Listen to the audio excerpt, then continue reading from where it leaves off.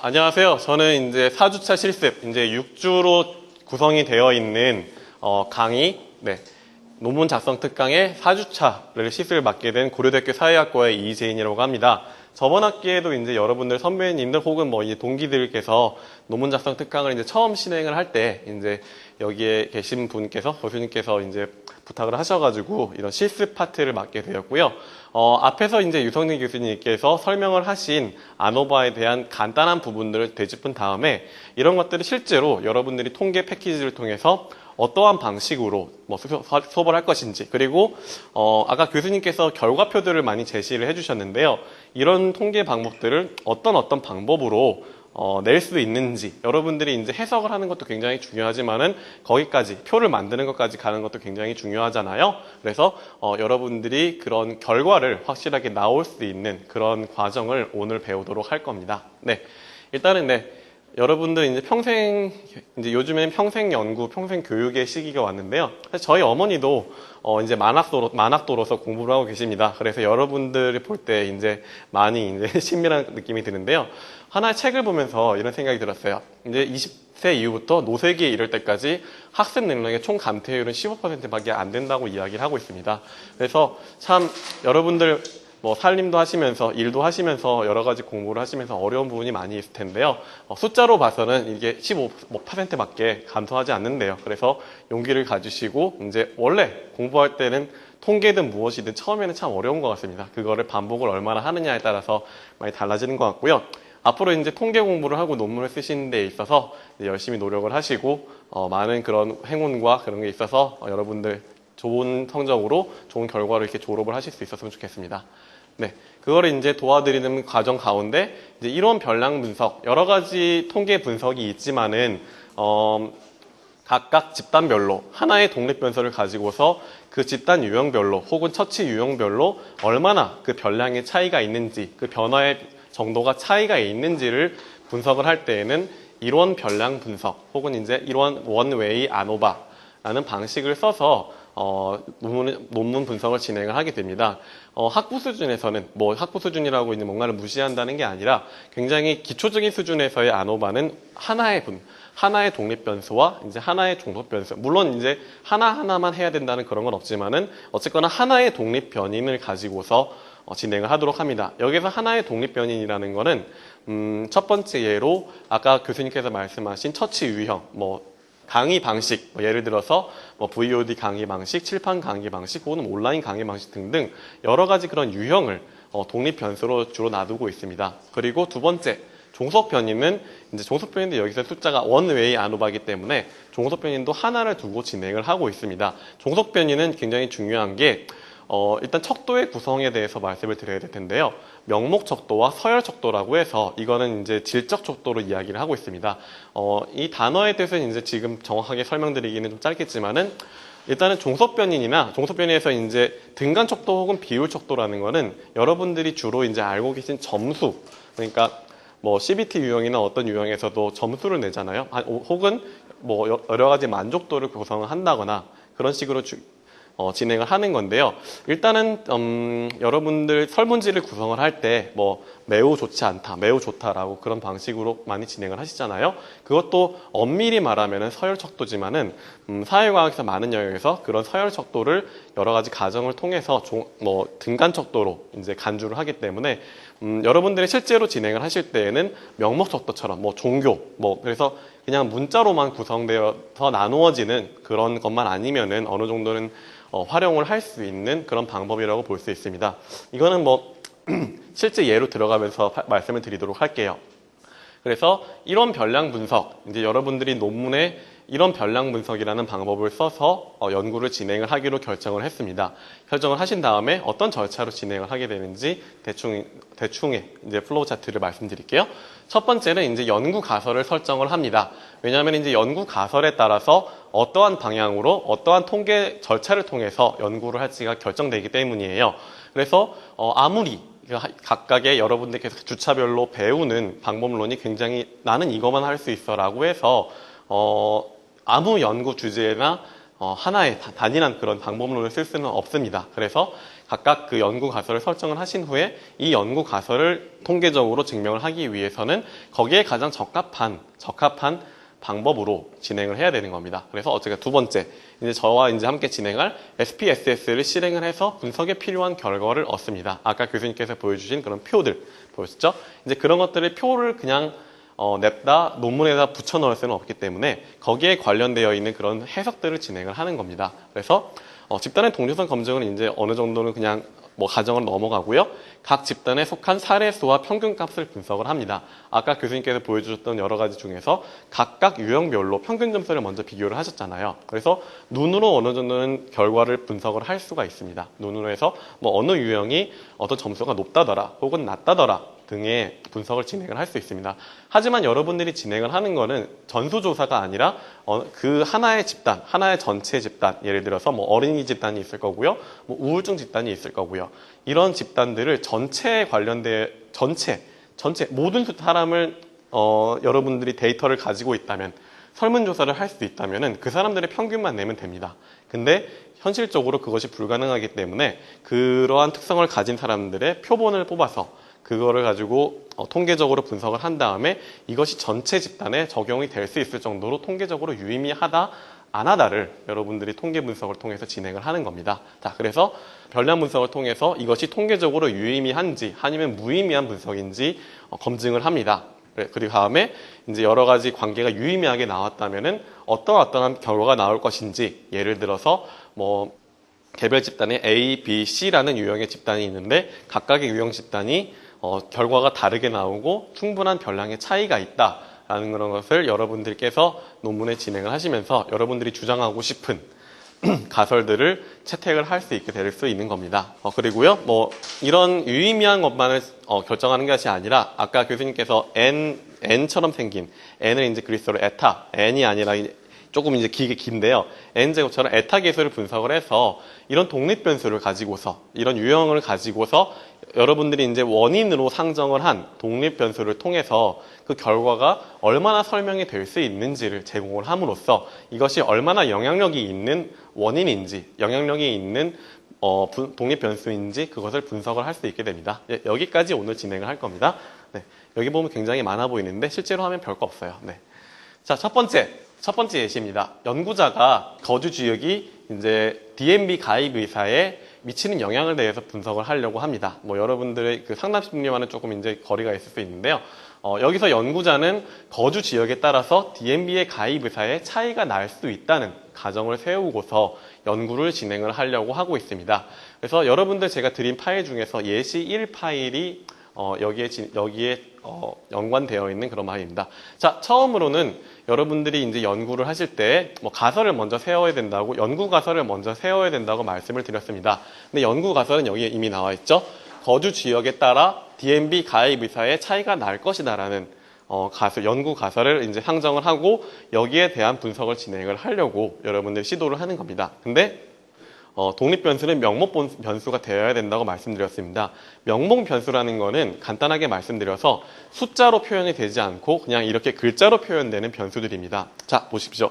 자, 지역이 SPSS에서는 아까 교수님께 말씀드렸듯이 이런 글자로 되어 있는 것을 인식을 하지 않기 때문에 숫자로 표현을 하게 됩니다. 어쨌든 여러분들이 설문조사를 하실 때 뭐 북부, 중부, 남부를 뭐 각각을 1로 주던 2로 주던 3으로 주던 숫자로 어쨌거나 진행을 하게 됩니다. 하지만 그것이 나타내는 의미는 뭐 1, 2, 3이라고 해서 만약에 북부가 1이고 중부가 2라고 해서 중부가 북부보다 2배는 뭐 크다거나 그런 의미는 전혀 가지고 있지 않습니다. 그런 변수들이 이런 명목 변수고 이름으로 나누는 게 명목 변수라고 할 수 있습니다. 뭐 201호, 202호, 203호 이거는 201호보다 뭐 202호가 좀 더 뭐 2분의 1로 작다거나 뭐 그런 것이 없이 단순하게 그냥 이름만 나눠져 있는 거잖아요. 뭐 종교로 나눌 때 천주교, 뭐 기독교, 불교라고 나눴을 때 숫자가 의미가 있는 건 아니잖아요. 단순하게 여러분들이 설문조사를 진행할 때 편하게 본인이 편하신 대로 하시는 거기 때문에 숫자에는 의미가 없고 단순히 그걸 나누는 데에만 의미가 있습니다. 하나의 독립 변수는 나누는 데에만 의미가 있고요. 그것을 나누기 때문에 그 나누는 그 기준에 따라서 이 종속 변수, 여기 원인에 연관되어 있는 종속 변수가 어떻게 변하는지, 그리고 얼마나 변하고 얼마나 차이가 있는지를 바라보는 것이 이 일원 변량 분석이라고 볼 수 있습니다. 자, 그래서 가설 설정을 하게 됩니다. 가설 설정을 하게 되고요. 가설 설정은 영가설. 여기에는 정말 모든 변화가 없고 굉장히 시니컬하다고 이야기를 할 수도 있고요. 굉장히 좀 부정적으로 이야기를 할 수 있는 거라고 얘기를 할 수 있는데요. 여러분들이 가지고 있는 연구 주제에 대해서 여기는 정말 차이가 없고 효과가 없고 아무 의미가 없다고 얘기를 하는 게 영가설입니다. 여기에서 영은 영어로 말하면 이제 NULL이라고 해서 null이라고 하는데요. 그거는 무효라는 겁니다. 무효, 없다. 그러니까 여기서 말한 건 무효, 여기서 말하는 건 위에서 가서 연구에서 얘기를 한 거는 거주 지역에 따라서 DMB 가위 의사의 차이가 날 것이다라고 얘기한 게 무효라는 겁니다. 그래서 평균 점수가 차이 없다는 겁니다. 그러니까 거주 지역에 따라서 어떻게 DMB 가입 의사에 차이가 있을 거냐? 차이 없다. 거주 지역에 따라서 뭐가 차이가 있냐라고 얘기를 하는 것이 영가설이고요. 이러한 영가설을 여러분들이 기각을 함으로써 이것이 맞지 않다. 영가설로 얘기하는 그런 시니컬한 말이 맞지 않다. 오히려 반대로 거주 지역에 따른 가입 의사의 평균 점수에는 차이가 있다라는 것을 보여주시기 위해서 여러분들이 연구를 진행을 하는 거고요. 그것을 통계적으로 얼마나 확신을 할 수 있는지를 이론 변량 분석을 통해서 여러분들이 알 수 있게 되는 겁니다. 네, 다음으로 넘어갈게요. 자, SPSS 화면이 나왔습니다. 자, 여기에 보시면은 예시1이라는 세이브 파일이 있고요. 예시1이라는 파일을 열어보시면은 지역과 DMB 가입 의사라는 두 가지의 변수가 나와 있을 겁니다. 이 부분이 이제 데이터들을 이제 입력을 하고 여러분들이 통계에 관련되어 있는 설문조사를 직접 하신다면은 혹시 설문조사 직접 진행하시는 분이 계세요? 직접 하시는 분 계세요? 직접 하시고 혹시 직접? 대부분 직접 합니까? 그렇구나. 저는 사회학과다 보니까 대부분 그 샘플 수가 몇천 개, 몇만 개 되는 걸 하기 때문에 원래 그냥 연구가 되어 있는 걸 가지고 하기 때문에 그런 거는 그냥 이렇게 열어서 진행을 하는데 이제 그 변수가 굉장히 제가 만든 게 아니기 때문에 몇백 개 될 수도 있죠. 그런 차이가 있습니다.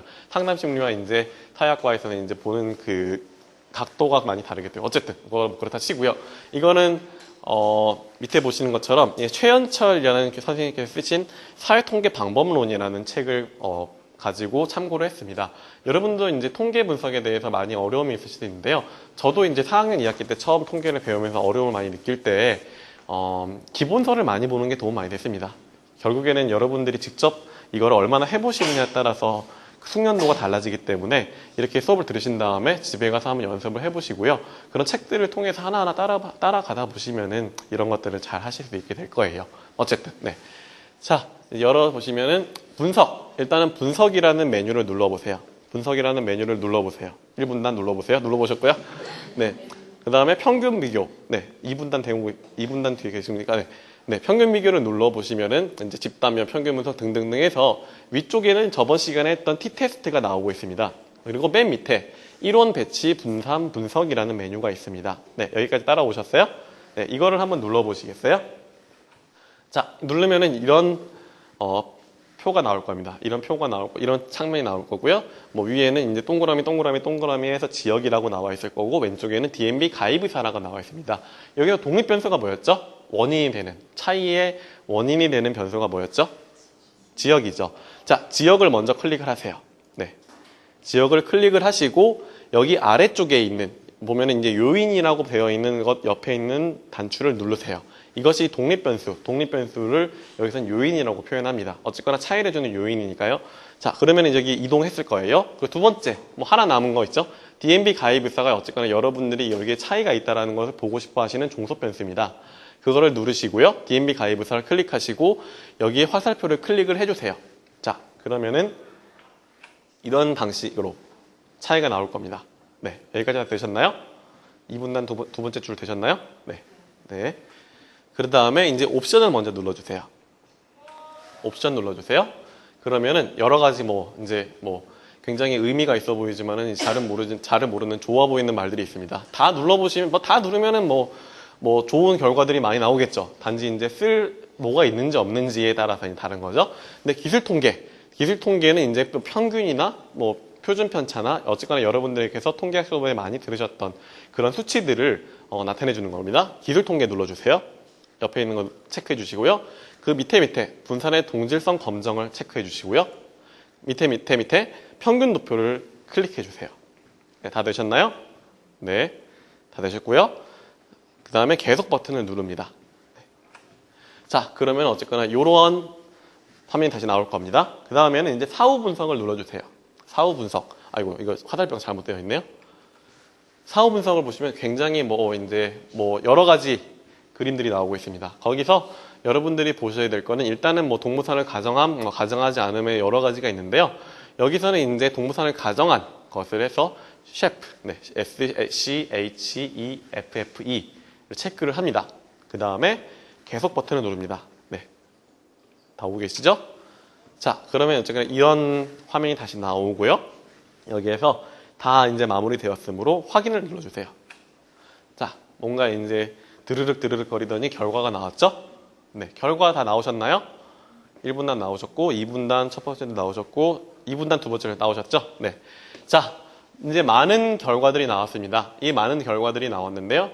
이거를 여러분들께서 해석을 하셔야겠죠. 자, 그 연구 가설이 뭐였죠? 연구 가설. 지역에 따라서 뭐가 달라진다고요? 뭐가 다르다고요? DMB에 대한 가입 의사가 다르다는 거죠. 물론 조금 말이 이상하게 보이긴 한데 이거는 그냥 예시니까 그렇다고 합시다. 자, 여기 보면 일단 첫 번째로 평균이 나오죠. 자, 평균을 비교해 보니까 어느 지역에 사는 사람들이 DMB 가입 의사가 제일 높아요? 남부죠. 네. 어떤 지역에 있는 사람이 제일 낮죠? 북부죠. 이것처럼 볼 수 있는 것을 알 수 있지만 북부에 사는 사람들보다는 중부에 사는 사람이, 그리고 중부에 사는 사람들보다는 남부에 사는 사람이 DMB를 좀 더 가입하고 싶어 하는구나를 아실 수 있어요. 근데 문제는 남부, 중부, 북부에 이제 얼마나 사람들이 많이 사는데 8명 가지고 할 수 있느냐, 이 차이죠. 그래서 이것이 과연 통계적으로 전체 집단인 모집단에 적용이 될 수 있느냐라는 것을 분석하는 게 이 통계 방법입니다. 자, 이제 표준 편차, 여러분들께서 논문에 여기에 쓰실 필요는 없지만 어쨌든 어떤 의미인지 한번 알아보도록 할게요.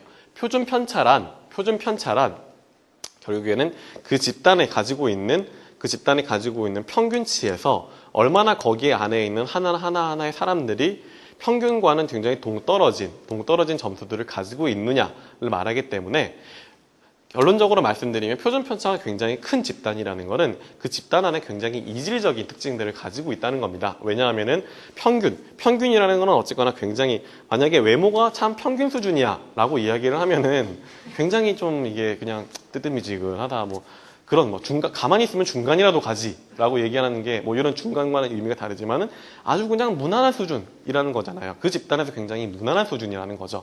물론 이제 집단에 따라 달라지긴 하겠지만은 어쨌든 그 집단 내에서는 굉장히 노멀한 수준이라는 겁니다. 근데 그 집단 내의 노멀한 수준에서 많이 떨어져 있다는 거는 굉장히 그 차이가 크다는 거죠. 굉장히 간단한 예를 드렸을 때, 만약에 고등학교 여러분들 이제 자제분들 계신 분들 있을 텐데, 만약에 중고등학교를 갔어요. 자녀분들이 중고등학교를 갔는데 어느 학교가 굉장히 외고나 굉장히 과학고나 그런 아주 높은 수준의 그런 학교예요. 그러면은 그 안에 있는 사람들은 어쨌거나 높은 수준에서 평균이 정해져 있겠죠. 그래서 굉장히 평균 점수는 높다고 쳐도 다들 굉장히 비슷한 수준에 가지고 있기 때문에 비슷비슷한 사람들이 있다는 거는 그 집단에서 굉장히 노멀한 수준에서 그렇게 크게 차이가 안 난다는 겁니다. 그래서 굉장히 동질성이 높기 때문에 그러한 집단에서는 표준 편차, 이 편차가 굉장히 작을 거라고 예상을 할 수 있어요. 그런데 어떤 지역에서는 굉장히 편차치가 커요. 잘하는 사람들은 엄청 잘하는데 못하는 사람은 엄청 못해요. 그래서 그런 집단에서는 굉장히 노멀한 수준은 중간 수준에서 결정이 되겠죠. 근데 거기에서 높은 사람이나 낮은 사람들이 굉장히 여러 개로 나누어져 있기 때문에 표준 편차가 굉장히 클 거라고 이야기를 할 수 있습니다. 자, 여기서 요즘 표준 편차를 통해서 어떤 집단이 가장 이질성이 높을지를 분석을 할 수 있는데요. 이거 여기서 보시면은 그 전체 표집 집단의 숫자가 8명밖에 안 되기 때문에 표준 편차가 이제 북부와 중부는 이제 비슷하게 나왔고요. 이제 남부는 조금 그거에 비해 상대적으로 작게 나왔죠. 그래서 북부와 중부에 비해서 남부가 좀 상대적으로 이질성이 덜하다고 해석을 할 수 있는 겁니다. 그런 집단의 차이, 특성이나 그런 걸 알 수 있다고 설명을 드린 거고요. 네. 그 다음에 최소값, 최대값이 나옵니다. 뭐 이거 상한, 하한, 뭐 표준 오차는 이제 조금 어려운 개념이니까 일단 넘어가고요. 최소값, 최대값은 이 집단에서 나타나는 최소값이랑 최대값입니다. 그러니까 간단하게 설명드리면은 저 남부 집단, 남부에 있는 사람들, 남부에 있는 집단에 있는 사람들은 가장 낮게 평가한 사람은 3점을 평가를 했다는 거고요. 가장 높게 한 게 4점이라는 겁니다. 그 차이예요. 이때 보시면 이제 여기서 최소값이랑 최대값이 1밖에 차이 안 나잖아요. 그렇죠? 여기 보면 중부와 북부는 최소값이 2이고 최대값이 4죠. 2 차이 나죠? 북부의 경우에는 최소값이랑 최대값이 1에서 3, 2 차이 나죠. 그런 것처럼 최소값이랑 최대값이 굉장히 많이 차이 난다는 거는 그 집단 간의 이질성이 굉장히 크다는 거고 표준 편차가 좀 더 크다고 이제 다른 집단에 비해서 이게 상대적인 겁니다. 상대적인 거예요. 좀 더 크다고 여러분들이 이 데이터 기술 통계를 통해서 그 안에 있는 집단의 특징을 여러분들이 아실 수 있는 겁니다. 그래서 통계 분석은 굉장히 많은 부분은 뭐 기초적인 수준의 많은 부분은 기술 통계를 통해서도 그 집단의 특징을 알 수가 있어요. 네. 자, 그다음 이 분산의 동질성 검증인데요. 대부분 이제 분산이 동일하다는 것을 동일하다고 가정을 하고 많이 계산을 해야 됩니다. 물론 이 동질성을 검증이 안 될 때에도 추정치를 통해서 계산을 하기 때문에 일단은 여기서는 여러분들의 이론 분산 분석의 기초적인 수준에서는 이건 넘어가도록 할게요. 자, 여기서 어쨌거나 이 통계가 정말 유의미하냐라고 하는 것을 가장 중요하게 어쨌거나 여러분들이 제일 처음 보셔야 될 게 물론 이런 평균을 가지고도 보실 수 있지만은 이 유의 확률이 만약에 이 통계가 의미가 없다라고 나오면은 이거 보셔도 별로 의미가 없어요. 그냥 8명, 24명에서는 뭐 그렇게 나타나는데 만약에 이게 통계적으로 유의미하지 않다면은 뭐 전체에서는 뭐 어떨지 몰라 사실은 그렇게 얘기를 할 수밖에 없는 거예요. 근데 아까 보시면 연가설이 좀 시니컬하다고 했죠. 연가설이 시니컬하다고 했죠. 연가설 시니컬하다는 거는 그 차이가 없다라는 거예요. 그 지역별로 DMB 가입 의사에 DMB 가입 의사에 별로 차이가 없을 거라고 얘기를 하는 거고요. 근데 만약에 유의 확률이 0.05보다 크다면 연가설을 기각할 수가 없어요. 그렇기 때문에 시니컬한 거를 기각을 할 수가 없습니다.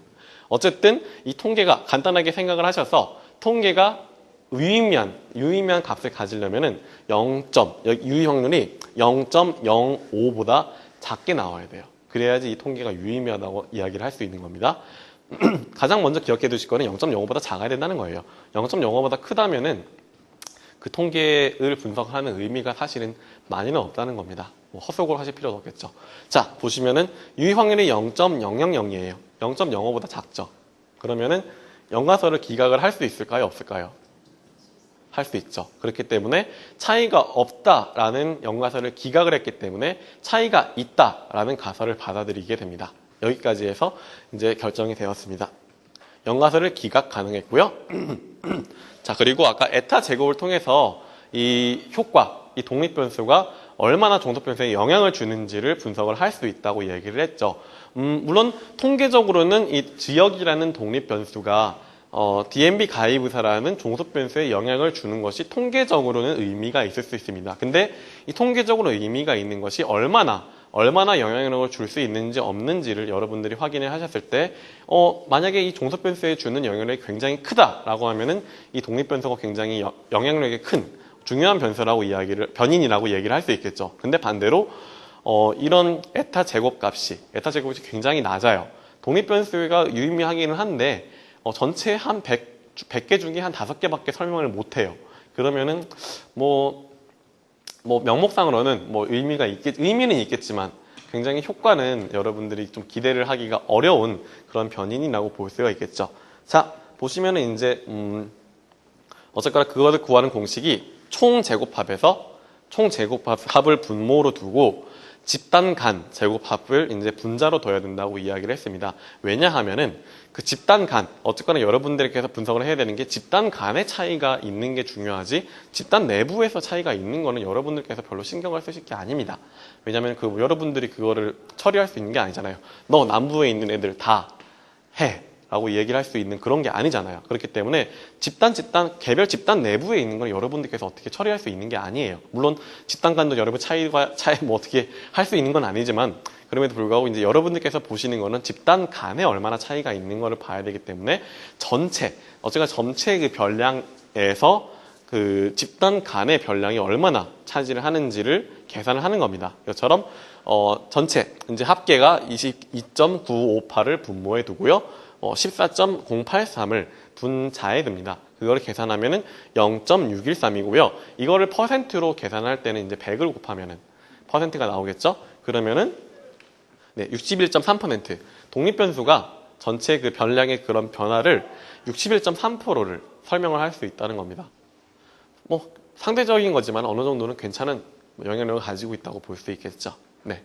자, 그리고 교수님께서 이제 아까 대비를 가지고서 뭐 혹은 이제 사후 검정을 통해서 설명을 하셨는데요. 여기서는 조금 조금 더 간단하게 그러면 이제 이런 변량 분석을 가지고서 각각 어쨌거나 유형별로 어쨌거나 하나는 뭐 왜냐면은 그 연가설을 기각을 했다고 했잖아요. 연가설은 여기 집단 유형에 따라서 하나도 차이가 DMBN 그 가입 의사의 차이가 없다라고 이야기를 한 거예요. 근데 이거는 전혀 없다는 거를 연가설을 기각을 한 거기 때문에 이건 약간 논리학이나 가설 그런 건데요. 하나도 없다의 반대는 한 개라도 있다는 거예요. 그러니까 하나는 있을 수 있다는 거예요. 어쨌거나 세 개의 집단이 이렇게 있잖아요. 근데 어쨌거나 하나의 집단이라도 차이가 있다면 서로 간에 차이가 있다면은 차이가 없는 건 아니에요. 그렇기 때문에 뭐 세 개의 집단별로 다 차이가 있을 수도 있고 하나의 집단에 차이가 있을 수가 있는데 그런 것은 이제 어떤 집단 간의 차이가 통계적으로 유의미한지는 이런 사후 검정을 통해서만 알 수가 있어요. 아까 F값에서 여기서 이제 0.00이 나오면 이 통계가 유의미한 거라고 얘기를 했잖아요. 여기까지만 진행을 하면은 어쨌든 적어도 하나의 집단에서는 차이가 있다라고만 얘기를 할 수 있지 어떤 집단이 차이가 있는지는 밝힐 수가 없어요. 근데 문제는 여러분들이 지금 여기 이런 변량 분석을 통해서 아시고 싶은 부분은 어떤 집단에 그러니까 어떤 집단에 가장 변량이 크고 혹은 작고 어떻게 차이가 있고를 바라보고 싶으신 거기 때문에 그런 부분을 이제 알기 위해서는 이런 사후 분석을 진행을 해야 되는 겁니다. 아까 사후 분석에서 쉐프라는 그런 걸 체크를 하셨잖아요. 그 방법을 통해서 진행을 한 겁니다. 자, 여기서 이제 말로 설명하면 좀 어려운데요.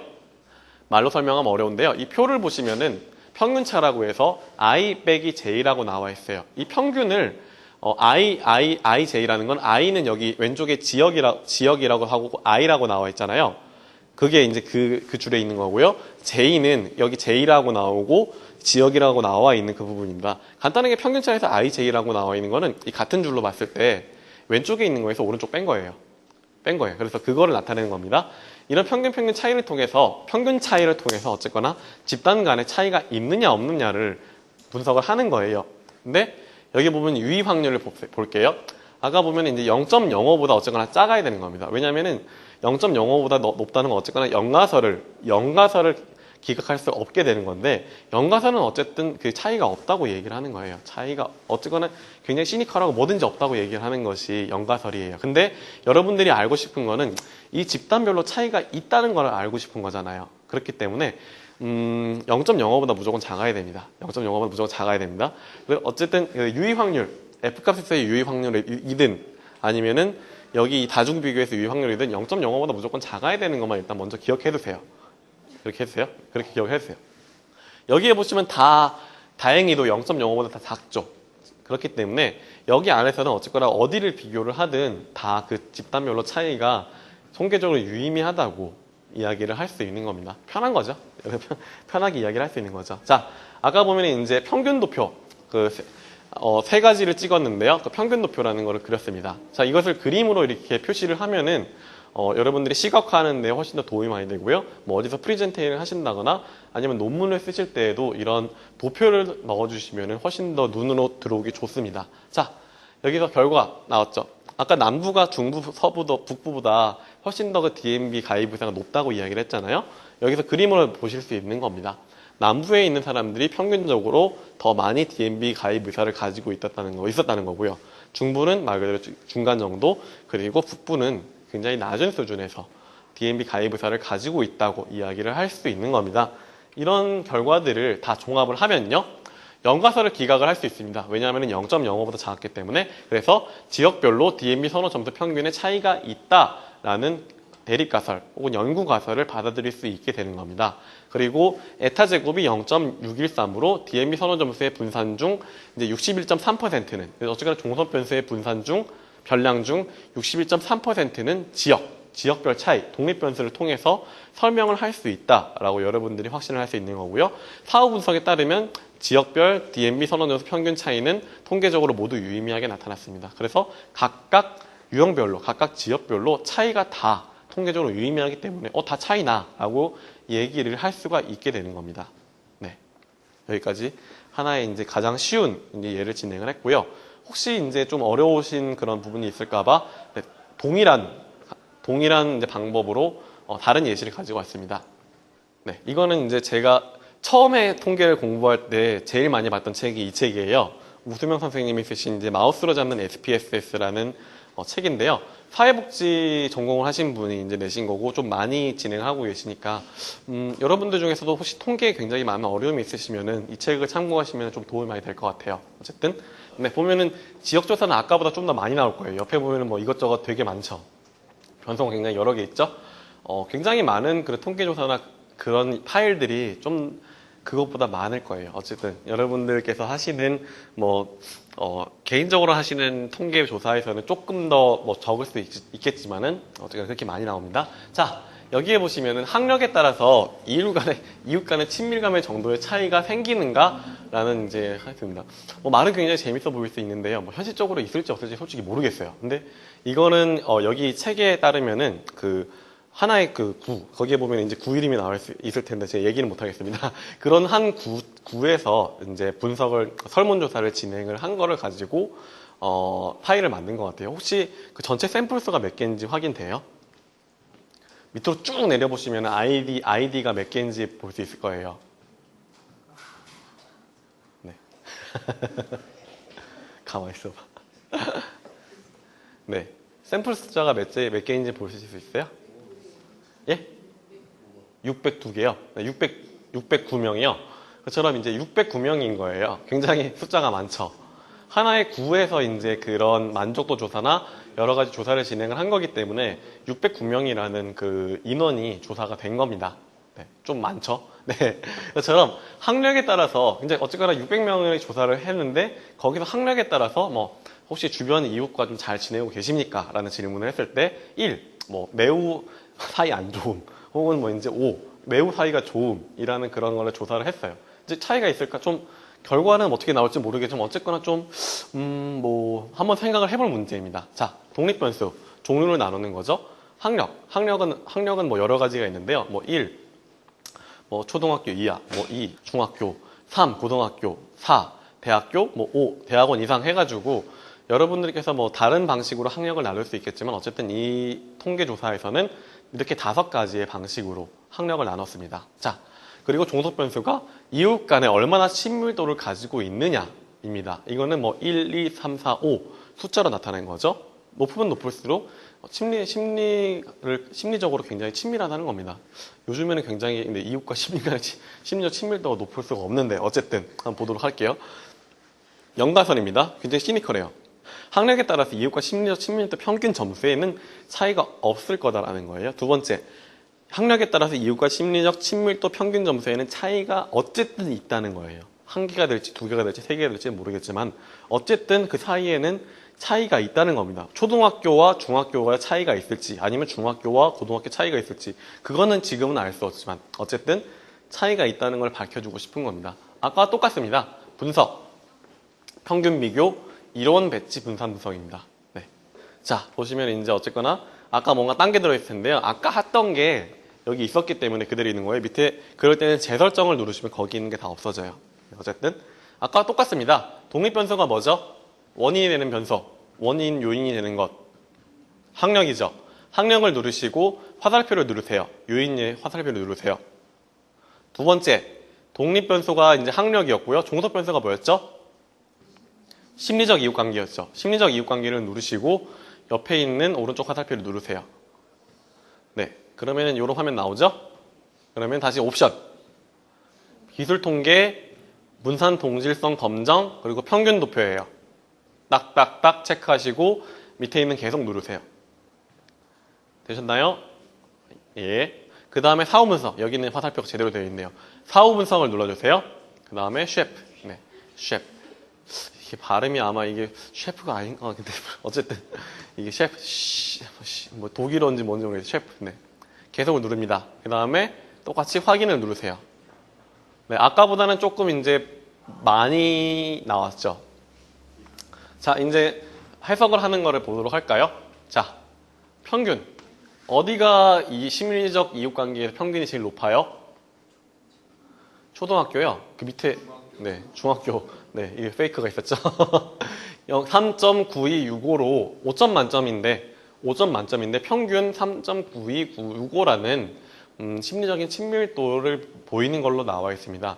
뭐 여기 조사를 한 구가 뭐 어떠한 지역인지 잘은 모르겠지만은 어쨌든 뭐 중학교 수준의 학력을 가진 사람들이 거주하는데 좀 더 이제 친밀도를 많이 가지고 있다고 볼 수 있어요. 반면에 가장 낮은 친밀도를 가지는 게 어디죠? 대학교죠. 네. 좀 이제 물론 이제 우리나라는 이제 대학교 진학률이 굉장히 높기 때문에 어쨌든 뭐 이게 그렇지만은 어쨌든 대학교 진학을 한 사람들이 심리적 친밀도가 낮나 봐요. 뭐 이 사람들이 뭐 성격이 이상이 있는지 혹은 뭐 잘난 척을 하는지 솔직히 모르겠는데 어쨌거나 이렇게 나왔어요. 왜 그런지 모르겠습니다. 자, 표준 편차를 볼게요. 어떤 집단의 표준 편차가 제일 크죠? 네. 대학교죠.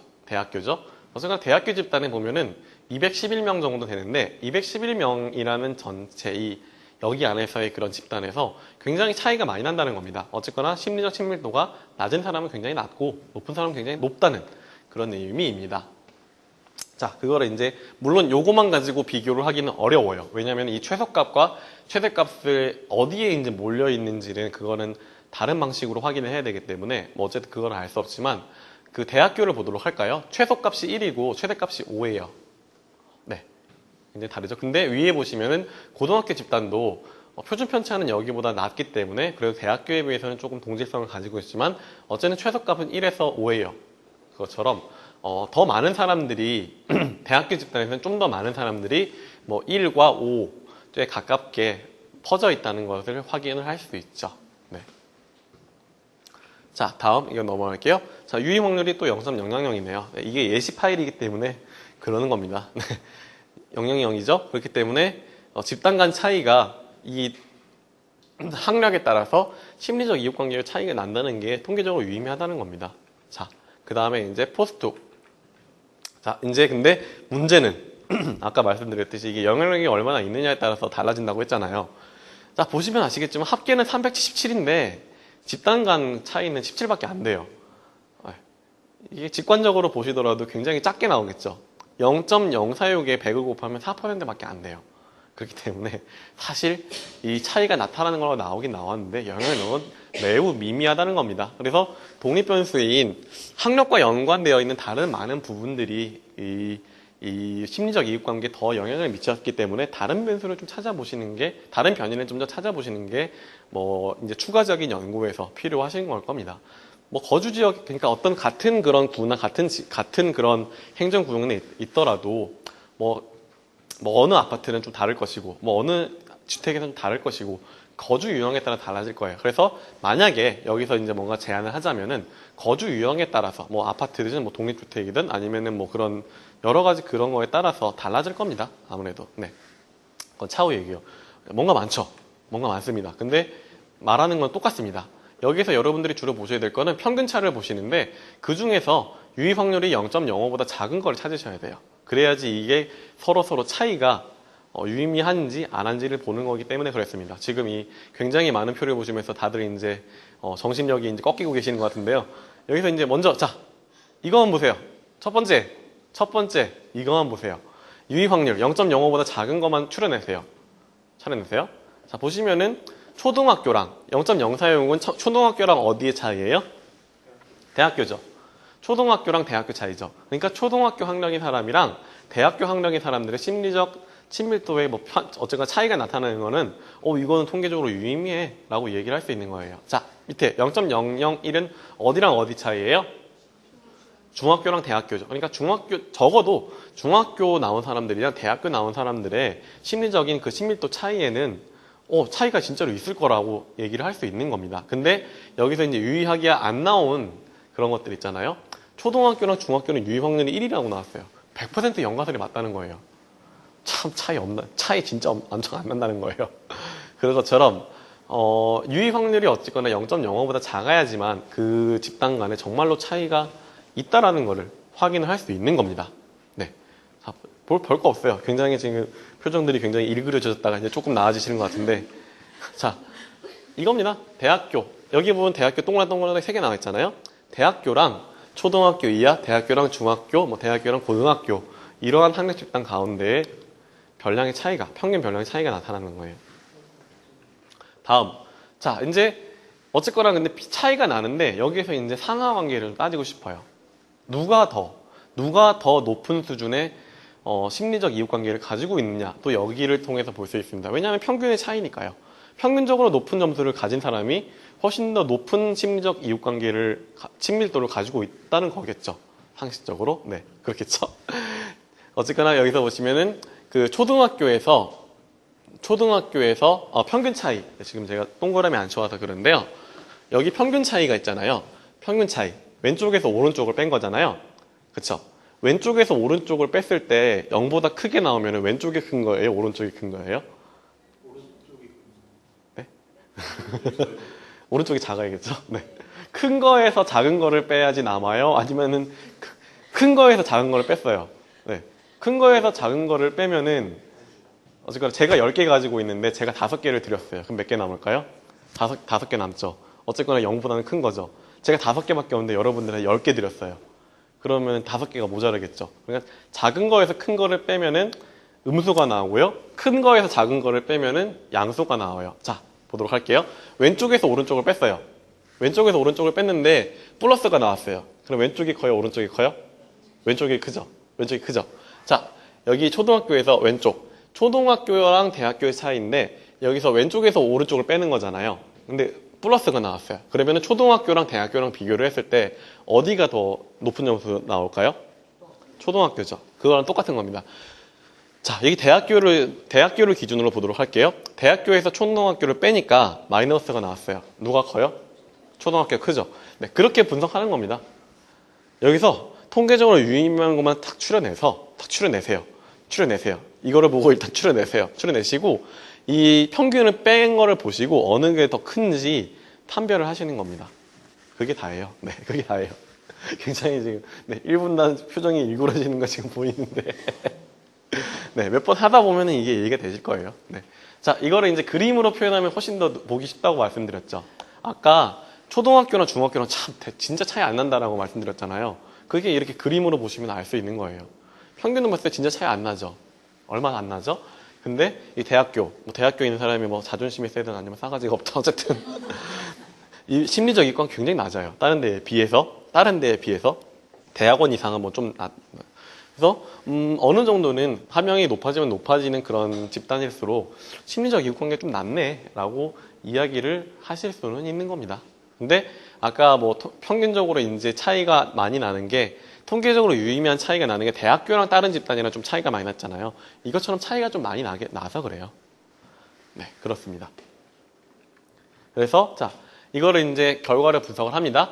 연가설의 기각을 가능했어요. 학력별로 이웃 간의 심리적 친밀도 평균에는 차이가 진짜로 있어요. 근데 문제는 점수의 이제 4.6%밖에 설명이 안 돼요. 그래서 통계적으로 유의미하긴 한데 의미는 별로 없네라고 얘기를 하실 수 있는 겁니다. 왜냐면 이게 되게 좀 민망하잖아요. 4.6%밖에 하기는 안 되는데 이 대단한 발견이다. 학력에 따라서 이게 심리적 친밀 다르대. 4.6밖에 안 되는데 어쩌라고 라고 얘기를 할 수 있는 겁니다. 그래서 여기서 드릴 수 있는 제안은 좀 다른 변인을 찾으시라는 거예요. 더욱더 높은 거주 형태가 아마 좀 나을 겁니다. 그건 나왔고요. 사후 분석에 따르면 대학교 대 초등학교 이하, 대학교 대 중학교, 대학교 대 고등학교 학력 집단 간의 평균 차이가 유의미한 것으로 나타났다라고 얘기를 하시면 됩니다. 다른 데에서는 차이가 통계적으로 그 평균 점수 차이가 유의미하지는 않아라고 얘기를 할 수 있는 거예요. 네. 이상 하도록 하고요. 자, 여기까지 하시면 이제 조금은 이제 이해가 되시는데 세 번은 반복해야 될 것 같아서 세 번째 가져왔습니다. 자, 세 번째 파일이 지역조사. 똑같은 지역조사예요. 똑같은 지역조사인데, 자, 학력에 따라서 거주지 환경에 대한 만족도의 차이가 있을 것인가. 이제 뭐 방금 전에 말씀드렸던 것처럼 뭐 학력에 따라서 뭔가 이제 거주 형태가 뭐 달라질지 안 달라질지 모르겠어요. 왜냐하면 학력이 절대적인 게 아니기 때문에. 근데 어쨌거나 생각을 했을 때 학력에 따라서 분명히 거주 형태가 달라질 것이고 거주 형태에 따라서 뭐 그 지역에 대한 만족도가 달라질 수 있잖아요. 그래서 그거를 보도록 하는 겁니다. 억지로 만든 거예요. 억지로 만든 거예요. 그 안에 있는 거 가지고. 독립변수는 학력이에요. 학력 나누고 종속변수는 거주 환경에 대한 만족도입니다. 그렇기 때문에 영가서는 시니컬하게 만족도 차이 없어 라고 얘기를 하는 거고요. 자, 여기는 이제 굉장히 긍정적으로 차이가 있을 거야 라고 얘기를 하는 겁니다. 똑같습니다. 네, 똑같습니다. 똑같이 여기까지 똑같이 하세요. 하시고 재설정까지 누르세요. 자, 그 다음 이제 학력에 따라서 그 만족도 얼마나 변하는지에 대해서 얘기를 했잖아요. 자, 독립변수가 뭐예요? 학력이죠. 하고 계세요? 네, 하고 계세요. 학력이요. 두 번째 만족도죠. 음평 만족 환경이라는 거 해주세요. 아까랑 똑같이 해주세요. 똑같이 하시고 옵션 누르시고 기술 통계, 분산 동시성 검정, 평균 도표 누르세요. 사후 분석 눌러주세요. 아까 요리사 셰프는 요리사인데 셰프 계속 하시고 확인을 누르세요. 네, 여기까지 혹시 안 되시는 분들 2분단 두 번째 줄 되세요? 했어요? 1분단 됐고 2분단 첫 번째 줄 됐고. 네. 자, 이렇게 나옵니다.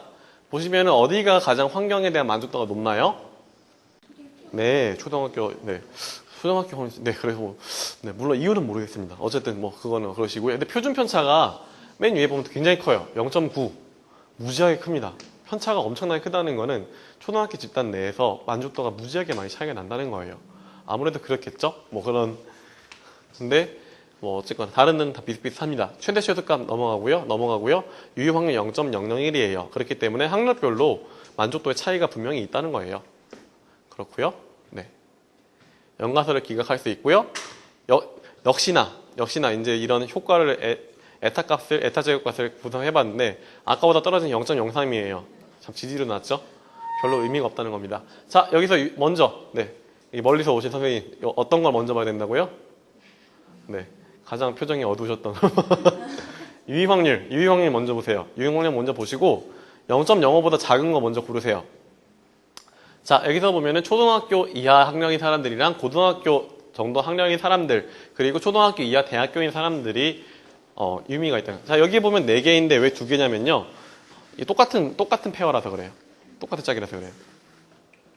해서 자, 여기 비교해 보시면은 초등학교랑 비교해 보세요.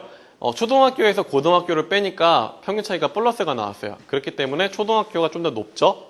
초등학교 이하에서 대학교를 뺐어요. 근데 초등학교가 높았어요. 0보다 컸어요. 그러니까 초등학교 사람들이 좀 더 높겠죠. 이렇게 하는 겁니다. 그래서 그림으로 그려보니까 이렇게 나오네요.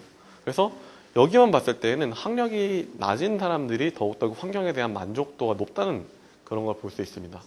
이유는 알 수 없습니다. 이유는 여러분들께서 그 선행이론과 거기에 관련된 여러 가지 여타 변인들을 통해서 같이 알아봐 보셔야 되는 거고, 그런 거를 여러분들께서 다음 시간과 다다음 시간에서 주로 이제 상관 분석이랑 이제 카이저거 분석이랑 회귀 분석, 여러분들이 많이 쓰실 방법이 회귀 분석일 거예요. 그래서 어떠한 변인들이 종속 변수의 가장 큰 예측 변수가 되는지, 변인이 되는지를 회귀 분석에서 하시게 될 겁니다. 절대 그래서 마지막 시간을 빠지지 마세요. 네.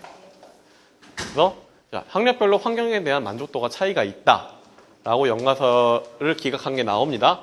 두 번째, 1분단 들으세요. 들으세요, 1분단 여러분. 0.033으로 3%밖에 안 해요. 이제 쉽다 이거죠, 이제. 좋은 현상이에요. 사후분석에 따르면은 초등학교 이하 대 고등학교, 그리고 초등학교 이하 대 대학교 집단 간의 평균 차이가 유의미한 것으로 나타난 것이 나올 수 있습니다. 자, 이제 제가 일단 실습 1, 2, 3을 하고 해서 소득계층이라는 이런 파일이 있어요. 소득계층 파일 열어보시겠어요? 자, 이제 마지막입니다. 마지막은 이제 방금 전에 아까도 계속 제가 말씀을 드렸지만은 통계 파일을 열어보면은 변인이 굉장히 여러 개인 그런 파일이 있어요. 진짜 간단하게 그냥 몇십 명 서베이를 하는 그런 거라면은 변이님 한 10개? 20개 정도면은 그냥 손으로 이렇게 찍어도 별로 큰 차이가 없어요. 근데 만약에 변이님 몇백 개라고 생각을 해보세요. 이거를 하실 때마다 아 이게 어딨어 하고 이게 눈알 빠지게 이걸 찾으셔야 돼요. 이게 어딨지? 하고 이제 하다가 잘못 들어가면은 이게 완전 이상한 결과가 나오고 그러잖아요. 그런 것을 해결하는 방법이 이런 명령문을 통해서 하시는 방법이 있습니다. 이게 조금 더 그 발전된 방식이고요. 조금 더 간지나는 방식이에요, 이게. 그리고 여러분들이 이제 SPSS 수준에서 더욱더 넘어간 통계 분석을 하시게 되면은 다른 수준의, 다른 높은 수준의 통계 프로그램들은 이런 명령어를 통해서 진행을 합니다. 대부분요. 거기서 이제 클릭 안 해요. 이걸로 해요. 그거는 뭐 어쨌거나 나중에 얘기고요. 자, 이거를 어떻게 하면 되냐면요. 여러분들 그 위에 있는 메뉴에 보시면은 파일이라는 메뉴가 있을 거예요. 찍으시면은 아마 그 새 파일이라는 게 있을 거예요. 새 파일이라는 게 있나요? 새 거? 네. 거기서 명령문을 눌러보세요. 명령문이라는 걸 누르시면은 이게 나올 거예요. 이 창이 나올 거예요. 똑같은 창이 나왔나요? 여기 내용은 비어 있겠지만 어쨌거나 똑같은 창이 나왔어요. 이거랑 똑같이 한번 써보세요. 네. 네. 띄어쓰기 잘 조심해야 돼요. 원웨이 띄고 IQ 점수 띄고 BY 띄고 대문자 소문자는 상관없어요. 네. 이거랑 똑같이 한번 해보세요. 한 칸 띄고 한 칸 띄고 스페이스. 네. 그 다음에 슬래시. 네, 슬래시. 스태티스틱스.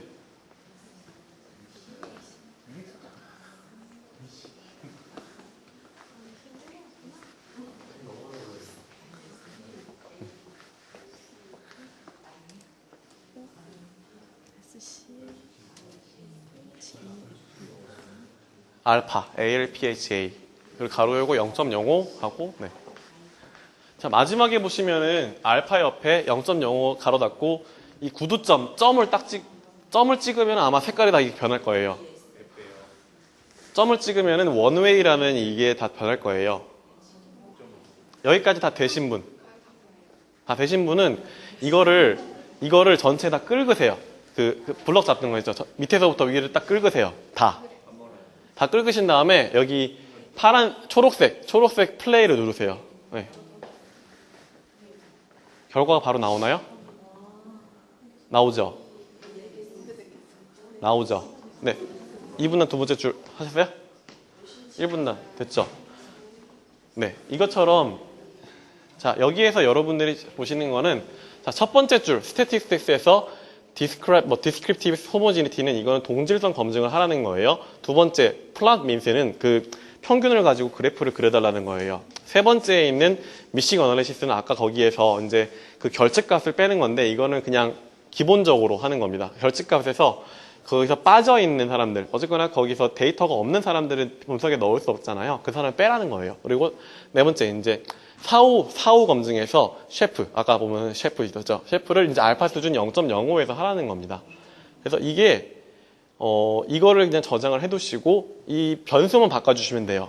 변이만 바꿔주시면 돼요. 만약에 아까 그 변인에서 보면은 첫 번째 예시일에서는 앞에 있는 게 이게 어쨌거나 종속 변수고요. 뒤에 있는 게 독립 변수예요. 앞에 있는 그 IQ 점수가 원래는 이제 맨 처음 예시에서는 심리적 이웃 관계였죠. 심리적 이웃 관계였고 뒤에 있는 게 뭐였죠? 심리적 이웃 관계가 학력이었나? 학력이었죠. 그래. 학력에 따른 심리적 이웃 관계였죠. 그러면은 아까 그 지역 조사 있잖아요. 지역 조사. 지금 그럼 지역 조사 그거를 이 파일을 그대로 두시고 지역 조사 한번 열어보세요. 네, 지역 조사 한번 열어보세요.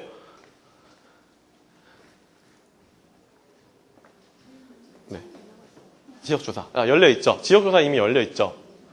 네, 그 남선생님 그 뒤로 도와주세요. 자, 보시면은 여기 이게 나와 있잖아요. 요거를 전체를 이제 긁으셔서 복사해 주세요. 복사를 한 다음에 밑에 어쨌거나 똑같이 붙여주세요. 밑에. 똑같이 붙여보세요.